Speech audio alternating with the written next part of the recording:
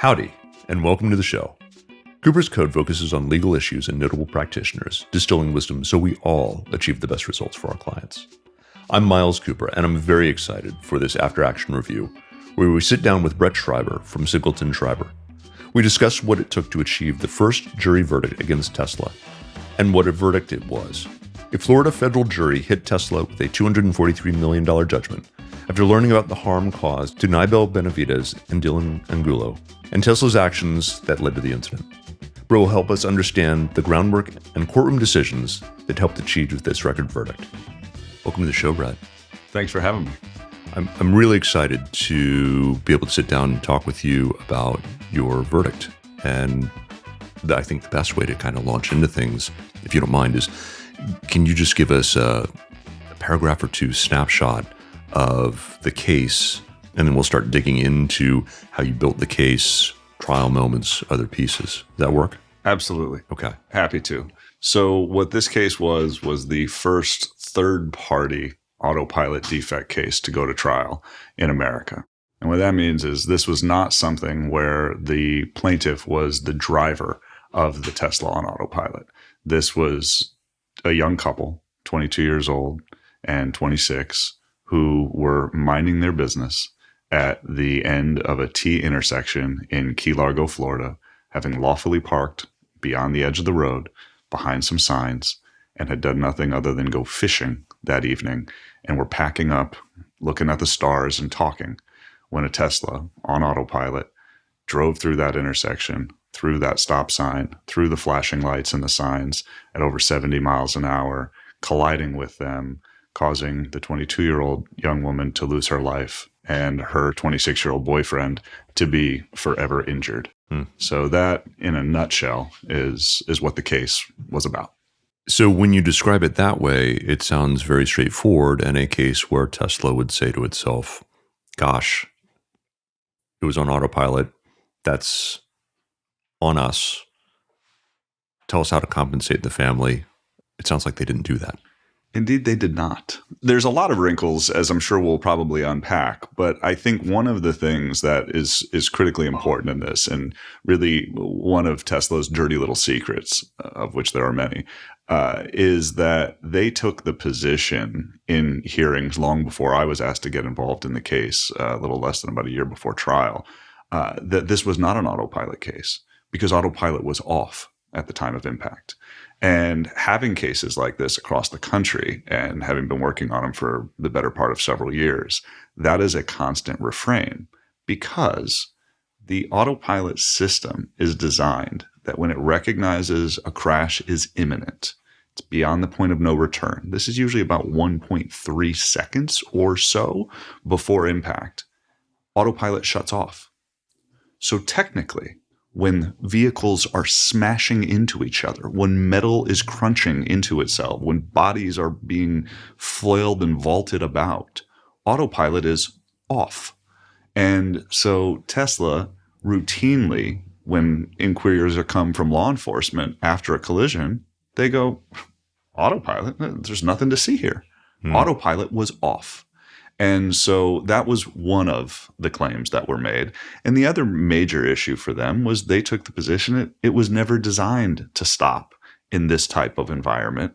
This was, a perpendicular vehicle off the road. This is not something that Autopilot of this era, and really even Autopilot today, was designed to respond to. And so they very much took the position that, Autopilot had nothing to do with this crash. For them, this case was all about a bad driver. And in 9 out of 10 cases, it's always about the driver. But as I know we'll talk about more, right, there's no doubt that this driver was a bad actor. But every actor needs a stage. And Tesla has routinely set the stage for these preventable collisions to continue to occur. Does Tesla make people aware of this cutout of the self-driving feature? Absolutely not. And in fact, I think it's one of the reasons why Autopilot crashes and Autopilot failures in this country, I'm going to estimate, are underreported probably by an order of magnitude of 10x. It's almost like public health, right? Routinely, if there's an outbreak of some disease, the reporting to public health authorities is 10% of the actual population of people. The same is true for Autopilot, because so oftentimes, and I see this in other cases that I have, and this was not unique to the Miami trial, law enforcement, bless their hearts, are not trained in this. You got a lot of these old kind of Smokey the Bear looking guys, right? The old highway patrolmen who wear the Smokey the Bear hats, and they've been reconstructing accidents for 40 years, back when they used to do it on, little graph paper and drawing little square cars, on the diagram. And so when they get involved in a case that ultimately is looking at really what has become a computer that just happens to be on wheels, they're out of their element. And so when Tesla, the world's largest corporation, comes forward and says, oh, Autopilot wasn't on, many of these individuals go, well, I guess they must be right. Nothing to see here. So I think there are probably, like I said, well, we know about, 1,000 plus, 2,000 plus crashes based upon NHTSA investigations where Autopilot was involved. We know the real numbers are orders of magnitude higher. And to put a finer point on that, the government realized this. And so about 5 years ago, NHTSA put in place what's called a Standing General Order 95. And that requires autonomous vehicle manufacturers to report a crash if the autonomous features were engaged 30 seconds prior to impact. But it's an honor system. Okay. And they have to report it. And not surprisingly, in a post-Doge world that we lived in, all of the people who worked within NHTSA who were investigating this, there were 11 of them that were dedicated to investigating autonomous vehicles, and primarily Tesla, because they have a disproportionate number of these types of crashes. About 80% of them, I think 7 or 8 of them, have been fired. So rest well at night knowing that the entire autonomous vehicle industry in America is currently being policed by 3 or 4 people. Given that some people may be visiting this down the road, that DOGE is the Department of Governmental Efficiency, where Elon Musk, who runs Tesla, was brought in to, in essence, be the fox guarding the hen house, and he went through and he gutted all of the people who were watching his companies. Indeed. Okay. Good summary. Is there any position that Tesla took with you or with the jury or with others about this cutout feature, that, it's not a bug, it's a feature, it's for safety? Oh yeah. No, they say, look, once the vehicle knows it's going to crash, we have to hand the control back to the human. But the problem is they hand the control back to the human at a point where the human is no longer capable of doing anything to prevent or mitigate the crash. And that was, part of our beef. Not only did this vehicle perceive and predict that it was going off the road, that there was a vehicle there, that there was a pedestrian there, that it was beyond what's called the end of drivable space, which is the way the computer vision system understands what is allowed to drive on and what it's not. It knew all of those things, and it ultimately did nothing. And what we now know from years of research of this, humans are terrible at monitoring autonomous features, right? I mean, this goes back to, the old I Love Lucy episode, with the chocolates coming down the conveyor belt, right? We're not good at it. We weren't good at it in, the era of Lucille Ball, and we haven't gotten much better in the last 80 years.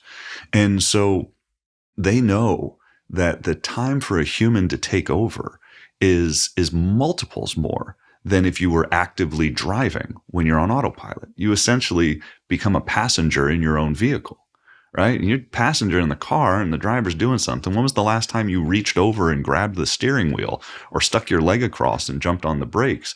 We're just not wired that way. We don't do that. And autopilot creates that same sense of over trust. And, people rely on it, sadly, to their detriment. So it sounds like we're talking a bit about, as you described, the driver was a bad actor, but every actor needs a stage. The stage being not just the cutout, but the way that Tesla markets its autonomous features, period. Are we at a point where we should talk about that a little bit? No, for sure. And that's very much a part of it because, one thing I've been really crystal clear about in talking about this verdict in the same way when I talked to the jury about it and when I've talked to the media about it, right? Like this was not an indictment of autonomous vehicle technology. To the contrary, this was an indictment of Tesla. Tesla is an industry outlier, both with respect to how they've designed their system and how they market their system, right? And so, there has not been a CEO of an automotive manufacturer for, since the Model T rolled off the line, who is like perpetually live tweeting, overhyping, overstating, and misrepresenting the capabilities of its vehicles. And, say what you will about Elon today as we're talking in November of 2025, but going back for many years, he was, and in some circles still is, considered a credible source, right? I got these cases all over the country. I focus group them. He plays differently in different environments. And I'll tell you, in Miami, there were a lot of folks in focus groups who are like, he's a genius. He's a visionary. He's the world's richest man. And that carries with it credibility. And so people listen to him for better or for worse, right? And so when he's telling them, as he had been for a decade leading up to this crash, autonomous driving is a solved problem. The car will stop for anything, including an alien spaceship in the road. You're going to be able to drive from New York to LA without a touch, right? Those statements were as untrue the day he said them as they remain untrue today. And he continues to double down and continues to misrepresent and misstate and overhype. And it's as simple as the name of the thing, right? There is nobody else in the autonomous vehicle space, any other manufacturer in the world, that calls their what they consider level 2 autonomy, partial autonomy, where the human has to be monitoring. No one calls it auto anything because it's not. They use terms like copilot, driver assist, super cruise, right? Words matter. And that was a big issue, right? That I think is so much about what this case and ultimately what this verdict ended up representing, was going back to that theme that words matter. And I'm not a Tesla driver, peripherally pay attention to some of the terms that are used. Is full self-driving mode one of the terms that is used to describe their semi-autonomous mode? Yes. And that was one of the things. They love to come back in court and call this essentially a driver assistance system, right? And, they're in there talking about how this is basically like, it's just glorified cruise control. This is like what you had on your grandmother's Oldsmobile, right? Which then you juxtapose with their own statements, their own marketing, Musk's, press releases and press conferences, where they're calling it enhanced autopilot or full self-driving, right? How do you call something that by definition, in the engineering realm is a partial something that you then market it as full self-driving, right? And so again, thank you, Tesla. They opened a perfect, very understandable and digestible metaphor to talk about Tesla in the showroom versus Tesla in the courtroom, right? Because Tesla in the showroom will tell you that this is the greatest enhanced full self-driving vehicle the world has ever seen. And Tesla in the courtroom makes it sound like it's a jalopy, right? And so what I was able to tell that jury is you cannot show up in court and raise as a defense the fact that the full self-driving, enhanced autopilot, greatest autonomous vehicle you claim to have made never actually existed. Words matter. We're, I think, jumping ahead, partly because I'm curious about how they describe this and what tools you used in the courtroom. I'm going to take us back a little bit chronologically. Can you tell us how you got involved in this case and what steps you were involved in terms of building it for the jury trial itself? Sure. It really started with a mojito in Old San Juan, Puerto Rico. Okay. I was in Puerto Rico in this bar in Old San Juan. Looked like Ernest Hemingway could, come walking out of the back room at any moment. And I'm there with my wife. We were there for a legal conference.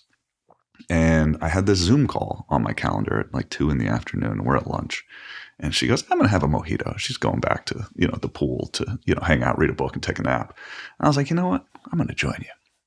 So I have a mojito. And I learned this place, which, invented the mojito. Every bar in Old San Juan claims that they invented the mojito. But they pour them like gasoline. And I had one, and then she's like, I'm going to have another. I was like, yeah, me too. And so then I get on this Zoom call with these guys who I knew had a Tesla case. And I knew it was in Miami. And that's all I knew. Well, by the time I got on the Zoom, I was a little motivated, and one might say a bit lubricated. And so when they tell me the story of what had happened, I was very much very quick to be like, I'm in. Let's go. Let's kill these guys. I know this story, as I had a few of these cases going at the time. I said, send me the Dropbox. I'll take a look at the file. Next day, they send me the Dropbox. I'm on my flight home through Miami. And I open it up, and I realize that there's been one liability deposition taken in the last 2.5 years. And we're in federal court, and expert reports are due in 6 weeks. And I suddenly started to question my decision-making, which was partly informed by my mojitos. And I looked at it and go, oh, wow. That's a lot of work that needs to be done in a really short amount of time. Thankfully, wise old trial lawyer who I came up with, one of my, through my first really adult job, taught me that, defense lawyer is your adversary, not your enemy. And I knew these guys. I knew the defense firm that does a lot of Tesla's work nationally. And I knew they needed to do some work too. So I was able to associate into the case and get an agreement to push things out by 6 weeks. So now I had the opportunity to do about 3 years of work in 3 months. And that's what we started doing. And it was just a full court press. So the first thing I did was, of course, it's an auto product case. Where's the car? Right? So we get out there, we do an inspection of the vehicle.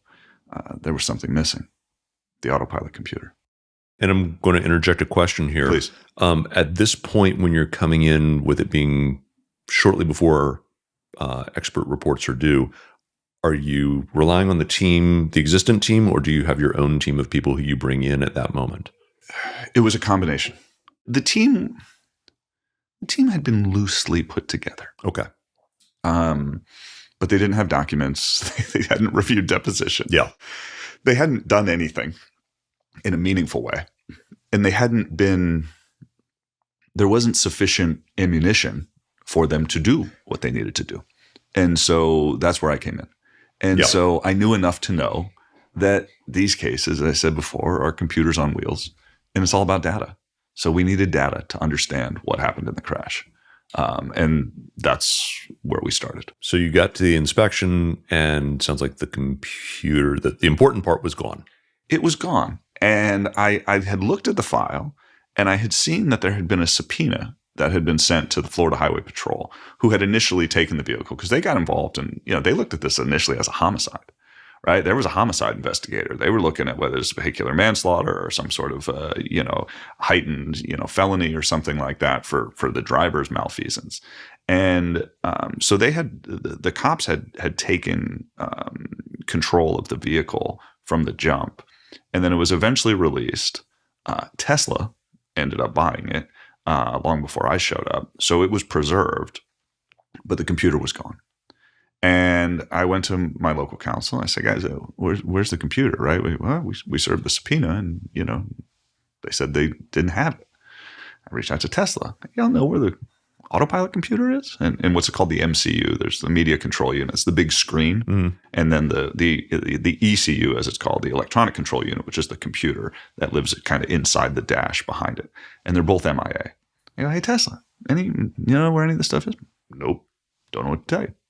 I said, all right, well, that's a problem. So there was an evidence storage log, and it was signed by some guy. And I was in the midst of discovering some other case at the time, and so I couldn't do it. But I contacted my lawyers who brought me in. I said, guys, we need to depose this person. And they're like, well, why? I said, they've already served the subpoena. They've said they don't have it. I go, just take the deposition. You never know. So they do. Officer, whoever it was, shows up at his deposition. I say, hey, officer, we slide the evidence storage log over, and it has an address in Hialeah. I said, hey, we served a subpoena. Didn't find it there. He goes, yeah, but did you check the other facility in Tamiami? I'm like, no. He goes, yeah, not everybody knows this, but we store a lot of evidence there. Okay. So the next day, we go down, knock on the door. Evidence storage, clerk comes up. It's like basically like sweeping up in the back, and we hand her this thing. She goes into the back. She comes out. She goes, oh, you mean this old thing? It's been sitting on a shelf for 4.5 years. We're like, eureka, we found it. Now, this had been an ongoing issue for about 1.5 years before when they had discovery motions on this. So I had read from hearing testimony that Tesla's lawyers had represented if we ever found the Autopilot computer, they would help us to essentially pull the data and decode it, right? Because that's part of the problem, right? It all goes into Tesla's magic box, or so they make you believe. And so we think to ourselves, oh, well, hey, Tesla, remember when you guys said 6 months ago that if we ever found the computer, you'd help us get the information off the computer? You won't believe it.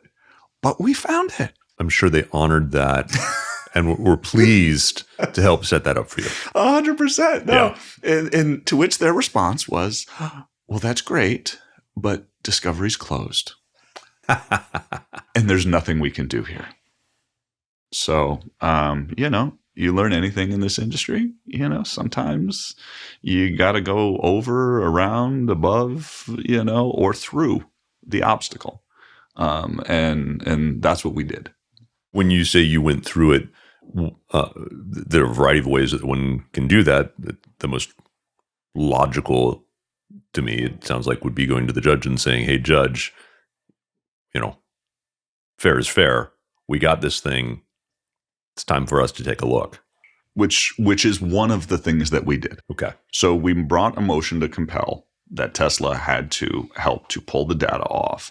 And ultimately, because we did have some data, okay, that's part of it, right? Tesla will produce, in cases, begrudgingly, but they oftentimes will produce some of the onboard videos of the vehicle, and they'll produce what's called log data, and it's basically a giant Excel spreadsheet. It's got 200 columns, it's got 10,000 rows. It's just a bunch of data. Because again, remember, Tesla is a tech company that got into cars. Right. They are not a car company that got into tech. Right. And so, the blessing and the curse for them is they got data on everything. But the stuff that they give you only tells you time.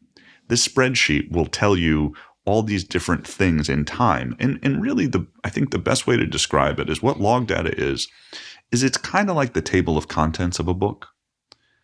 It's not even a complete table of contents. It's 80% of the table of contents. And you can open up a book and you can thumb through the table of contents and you have a general idea about the content of the story that follows. But you don't know the characters. You don't know the plot twist. You don't know, the tension that built up or the resolution. And that's the stuff that you have to get from the Autopilot computer. That's the stuff they don't want you to have. And the way my experts described it is when you get that data from the Autopilot computer, you can superimpose it onto the videos. And then that gives you what they call ground truth. That is space and time. Okay. And you have to understand space and time to understand what the Autopilot system perceived, predicted, and reacted to, or failed to perceive, failed to predict, and failed to react to. And that's where the fight was led. So we said, Judge, you got to help us hold Tesla to what they said they would do, give us the data, and then we have to have them produce this called augmented vision or augmented video where they superimpose the data onto the video. So we understand what the system, what the computer was really thinking and doing in the moments. And so that process started. But like anything, even in federal court in the Southern District of Miami, to get a hearing and to brief it and all of that takes months. And we were bumping up on a trial date. And so what I've also learned doing cases, especially cases like this, there has been a fair amount of media attention, right? There are a lot of intrepid reporters who have been spending a lot of time digging into Tesla and Elon and how they manage data, how they handle things, just a whole host of things. And I found it's very helpful to have good relationships with our friends in the media and, to share what you know, and they can oftentimes share what they know. And there was one such reporter from the Wall Street Journal who had just published a piece about Tesla, and it was involving their data and what they did with it. And she had located a Russian hacker who was capable of pulling data from Autopilot computers. And so we reached out. I talked to the reporter before, and all I knew was his Twitter handle. Green the Only. Green the Only. Green the Only. Okay. And so I reach out to Green through Twitter DMs. No response. Days go by. We're bumping up on this motion. We're bumping up on trial. I've got expert reports in, but they have to supplement. I got a lot going on. I finally reached back out to the Wall Street Journal. I'm like, listen, can you let this guy know, like we're the good guys here, and to reach out? And she does. And she knew that because we had shared information and we had talked, and, she understood what we were doing and how, like I said, we all had kind of similar goals to shine a light on a lot of Tesla's misdeeds. And eventually I get an email back from Green the Only, and he agrees to set up a Zoom call. And I get on Zoom, and this guy is everything you would want in your Russian hacker. He has a ponytail. He has a lazy eye. He has a thick Russian accent that would make a Bond villain jealous. And I get on the call with him, and we explain our circumstance. And he looks at us, and he's like, of course, we can do. There's no problem. I was like, really? I mean, Tesla's made this sound like this is impossible. No one other than them can do it. He goes, no. I take data off Autopilot computer. I superimpose on video. I post on Twitter. This is what I do. It's fun. I was like, amazing, right? Like my jaw is on the floor, right? Because I've been told for years in other cases as well as this one, Tesla is the only entity in the universe that is smart enough to do this. And I got some dude, I don't know where he is in the world, but he has figured this thing out just as a side hustle. But does he get past a bear? Eventually, yes. Okay. Sorry. Go on. And so I'm on the Zoom. He's like, I show you. There's no problem. He goes, do you want to go to my basement?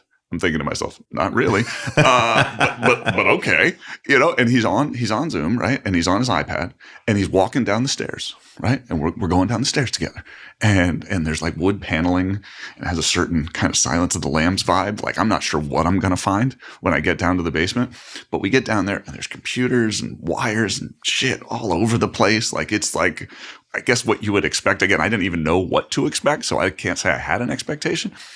But we get down there. And he goes, look, I take data and, then I put on this machine and I take the chip off, and then I take here and I put in my computer and I extract.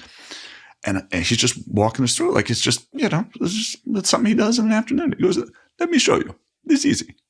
He picks up a little plastic container. It's probably, 8 inches by 8 inches. Kind of looks like the thing you would put, it's from like a tackle box or like a sewing kit. It's got little partitions in it. And he holds it up to the camera, and he pours the corner out, and 200, 300 of these little bits fall into his hand. He goes, you see, these are Autopilot chips. He goes, people send me. I take data, I pull it off, I post on Twitter. No problem. I'm like, you've done this hundreds of times? I was like, yeah. I go, he goes, I'm like, I can't believe it. I go, all right, well, can I hire you to help us with this? He goes, sure. I go, what's your hourly rate? He goes, I don't know, 50?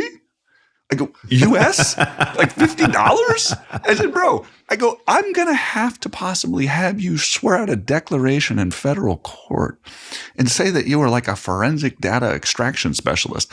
I can't have you charging me $50 an hour.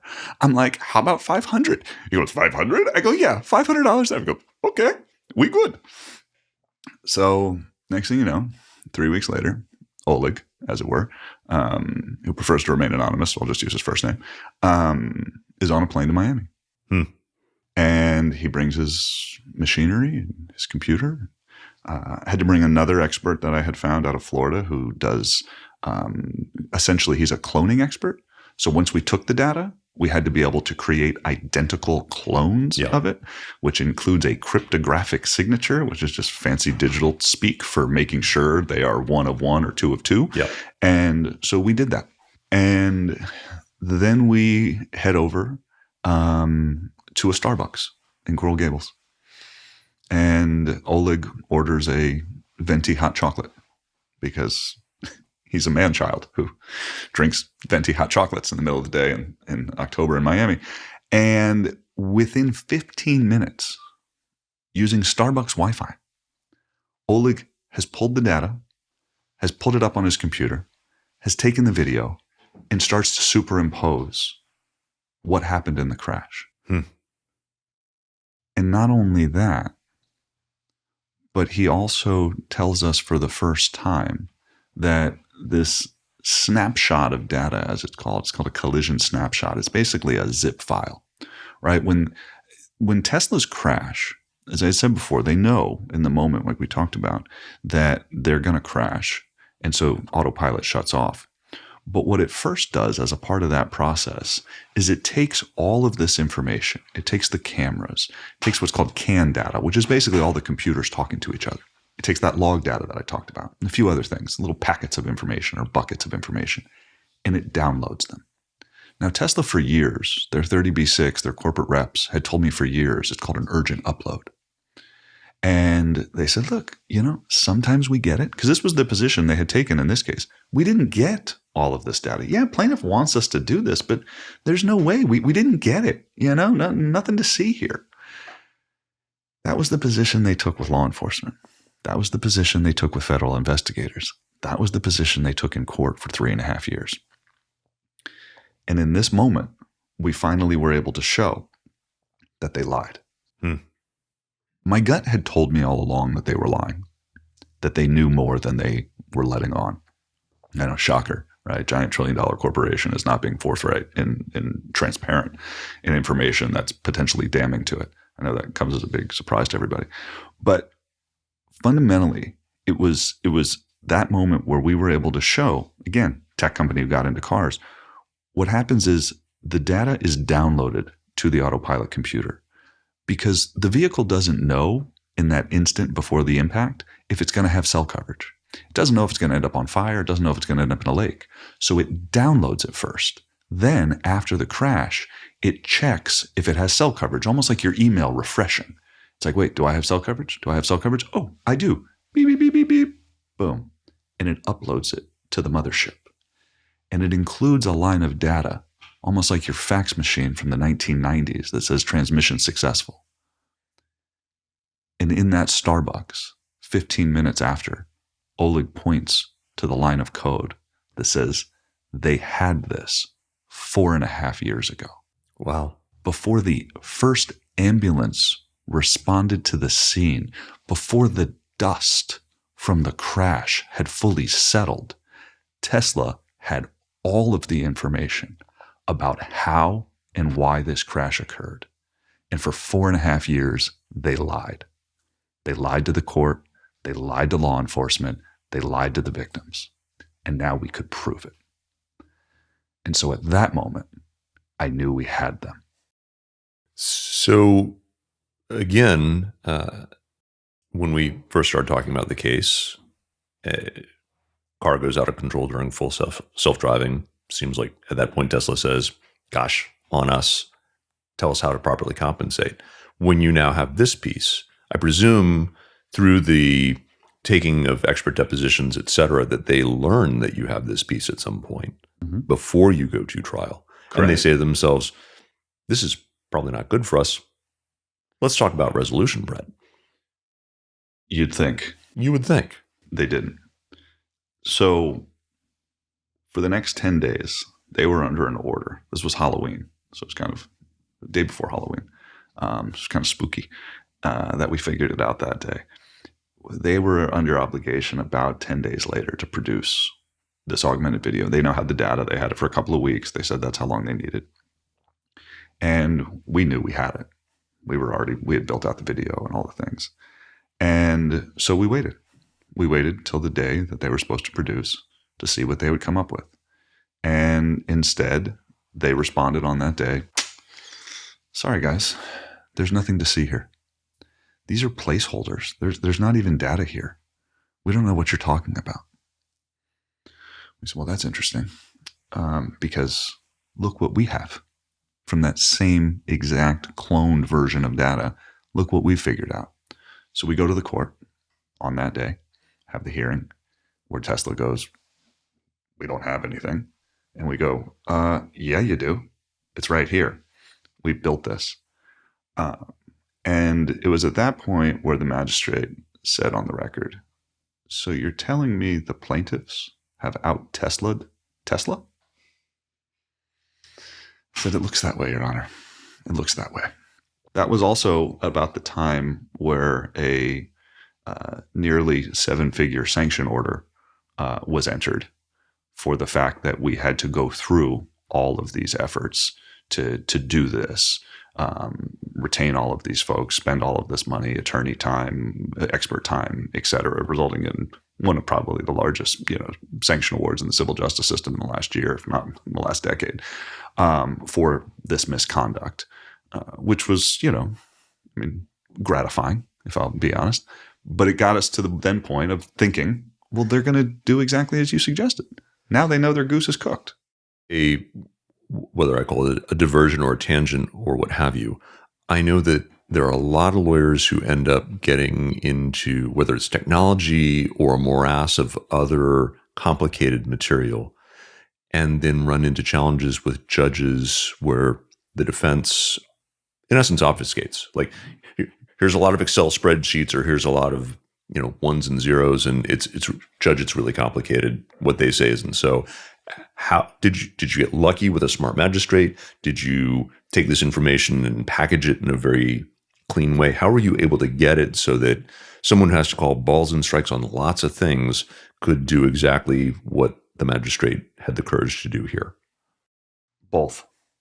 We were fortunate with a judge who got it, also who understood from the years of litigation before that, nearly everything they produced, including the stuff that they should routinely produce, had to be brought by way of motion to compel, right? And so the judge understood the state of play.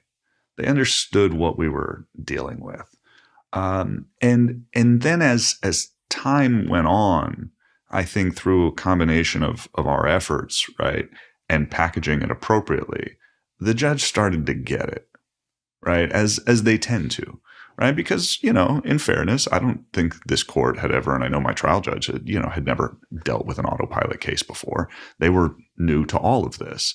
And really for us on this data stuff, I had these other cases, but I had never gone deep into the, into the data sphere that I found myself in this case.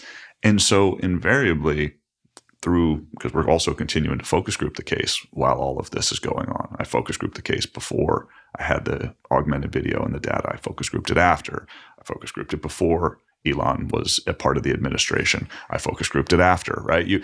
And so that also helps with the messaging, right? How am I going to convert these very complex issues and complex evidence into Gerber baby food so that I can spoon feed it, to 8, 10, 12 people, whoever they are, sitting in the box. And so, to that end, I had said at the beginning, Tesla initially takes the position, Autopilot wasn't even on. The judge, 6 months later, realized what a bunch of bullshit that was. It was technically true, but it was entirely disingenuous and misrepresentative of the actual truth. And he got that. Same thing of, we never got the data. What do you want from us? We never got it. And now I can say, You see it right here? This is the code. This is the confirmation. And they couldn't say it wasn't. Mm-hmm. There was nothing that they could say. In fact, I ultimately ended up taking the deposition of their data infrastructure lead. And this man was probably, and remains today, I haven't checked his LinkedIn, he's probably been fired because he offered truthful testimony, but he was the most truthful of Tesla employees I've ever deposed. It's because he didn't really have a dog in the fight. He's the data guy. I think, before Tesla, he worked at, I don't remember, Ray-Ban or something. It's data infrastructure. Okay. He doesn't care what the data is. It's how do you organize it? How do you process it? How do you find it? Right. And there's a teachable moment, I think, for any lawyer listening to this or anybody listening to this. As these cases go forward, and they're going to continue, right? At the end of the day, this case really came down, if you just distill it down to its scientific essence, this was a case about a company being held responsible for algorithmic decision making, right? And we got to be thinking not about the cases we've been working up and trying for the last 20 years. We got to be thinking about the cases we'll be working up and trying 10, 20 years from now. And this is where all of this is going. And so it's critically important to understand how this stuff is stored, how it's analyzed, how it's processed. And this gentleman, we deposed, confirmed what we knew to be the truth, which is, wait a second, you got the data. Yeah. And in fact, he was the first one to tell us, truthfully, that if they receive any of that stuff, if they receive the videos or the diagnostic log, if they receive one bit, it's a zip file. You can't receive just part of a zip file through an email. You either got the whole thing, you got the whole enchilada, or you got nothing. It's binary. It's all or nothing. And he was like looking at us. I'm like, so if Tesla took the position that they only got a partial upload, he's like, partial upload? There's no such thing. It's determinative. They've baked it in to the system. It's all or nothing. And so again, Tesla couldn't say anything in response to that because their own witness internally confirmed what we were able to prove through our hacker.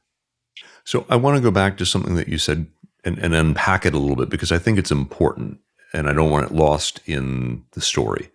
When you said that as we try cases going forward, the next 20 years, that we need to be considerate of algorithmic decision-making, and I'm paraphrasing what you said. I'd love for you to unpack that a little bit more. Sure. I mean, at the end of the day, when these machines make decisions, they have to perceive the world. They have to make predictions. They have to have confidence in those predictions. And then they either have to act or not act. That's really all it is. We can make it sound way more complicated, and they do a fantastic job of that. But this is true in all forms of artificial intelligence. This is true in what we're seeing right now in some of these tragic chatbot suicide cases. At the end of the day, it's about a prompt, some stimulus, it's a perception to the stimulus, and it's a decision making to do or not to do. That's it. And when you break it down like that and go after these corporate witnesses about that, they have to concede as much, right? They'll come back at you with word salad and oh, well, that's, and I routinely was, when I would use language like this and talk about it in these simplistic terms, I would be routinely laughed at by Tesla's lawyers. Counsel, you don't understand. And they'd pat me on the head, right? Figuratively. But that's what it is. And so what we have to look at is you have to be able to drill into that. And the only way you can do that is with access to the actual data itself, not the summary, not the table of contents, but the actual words of the story. And I'm not saying you need to have a computer science degree. I mean, I do not. I have absolutely no tech background whatsoever. I was a creative writing and religion major, right? I went to, I took liberal arts math 25 years ago. That's the extent of my knowledge of these things. but I know how to talk in sound bites and distill things down in simplistic ways to convey them as a part of a story, right? And so that's what you have to do here. And despite any effort to make it sound more complicated than that, you just got to keep going back to that truth, right? So what did it see? What's the stimulus? What was it doing? How confident or not is it in the thing that it was going to do? And they all have different standards. And, is it from a 0 to 1? Is it a 0 to 5? It's, 1 to 100, whatever. Doesn't matter. But, and even this whole concept, to that same end, neural networks, right? I take the director of AI at Tesla. Neural networks sounds like a fancy, really complex idea. It does. It does. And it's not. It's pattern recognition. You want to teach something how to stop at a stop sign? You need to show it 200,000 stop signs in 200,000 locations at 200,000 times a day at 200,000 different weather conditions. And then sooner or later, hopefully, the system starts to figure out, oh, that's a stop sign. I need to react to that. That's all it is. That's all it is. They're just going out there, just training. It's machine learning. It's like when I taught my kid how to swing a baseball bat or how to shoot a free throw. He's got to do it 1,000 times. As you're taking the deposition of the head of AI for Tesla, I'm going to do a little bit of background on this. I happen to be in the midst of listening to a different podcast right now. Acquired is the podcast. It's going through Google's AI progression and a deep dive into that. And so it's talking about neural networks. Mm-hmm. And they talk about something called the cat paper, where the machines started recognizing through seeing cats, and they were able to do it successfully, and they 75% of the time, and then they moved it up to 85% of the time. So the frame for this question is, when you're talking to the head of AI, do they have confidence intervals for identifying stop signs or cars parked at the end of a T intersection or what have you? Was that a piece of what you learned as you went through this process? So yes. Now, where they push back is what's fascinating about Tesla is that there were very few people who could actually describe, and this is true both in the Miami case as well as other cases I've had, who can actually describe what that confidence interval looks like. None of their experts are even entirely aware of what that is. And then they try to say, well, at a certain point you're getting to our source code.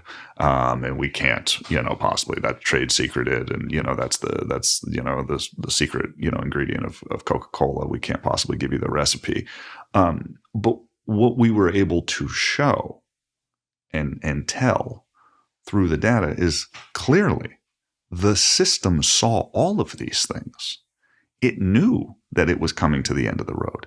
It knew that it was approaching a stop sign. It knew that the end of drivable space was there. It knew that there was a vehicle and a pedestrian, and we were able to show as it cycled through all of these things. And it didn't do anything. It didn't warn. It didn't slow. It just crapped out at the end.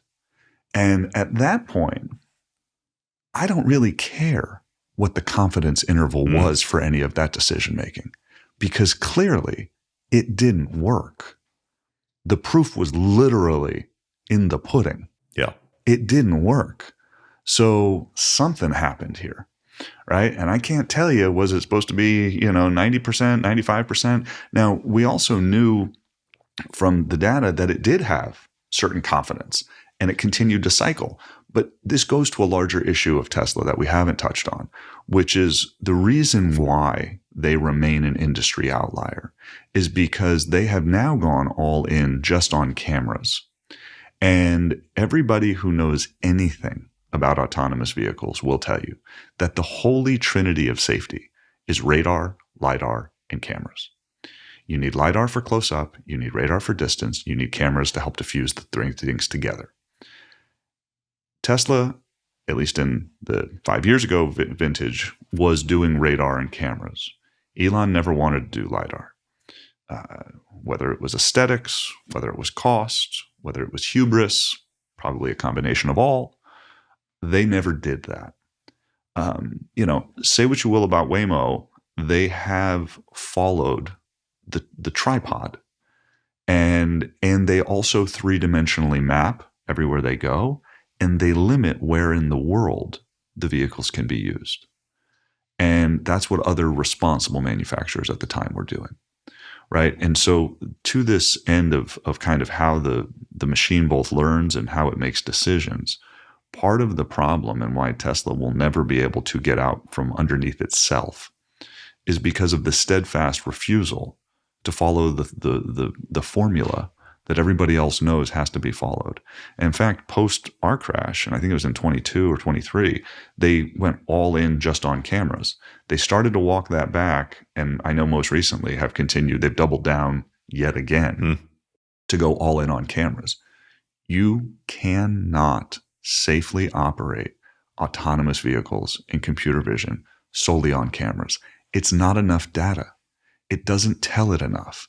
And not for nothing, the megapixel on a 2024 Tesla coming off the line of those cameras is less than my iPhone that's sitting in my pocket right now. So when you not only are just relying on cameras, but you're doing it with shitty cameras, it's no surprise, right? This is going to continue to happen. One of the things that if one is paying attention to in terms of industries is Tesla's big push into trucking. And my guess is you will probably expect to see a lot of these types of cases coming from much bigger, much heavier, much more dangerous vehicles if Tesla is continued to allow to just rely on cameras. 100%.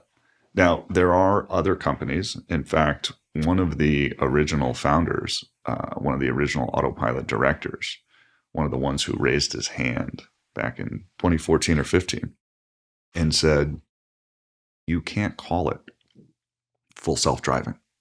It's not. And then a week later, Elon did a whole press conference calling it full self-driving. And this gentleman resigned very shortly thereafter, is now with a company called Aurora. And Aurora is trying to do autonomous vehicles with respect to fleets of trucks. So you basically have these pods of trucks.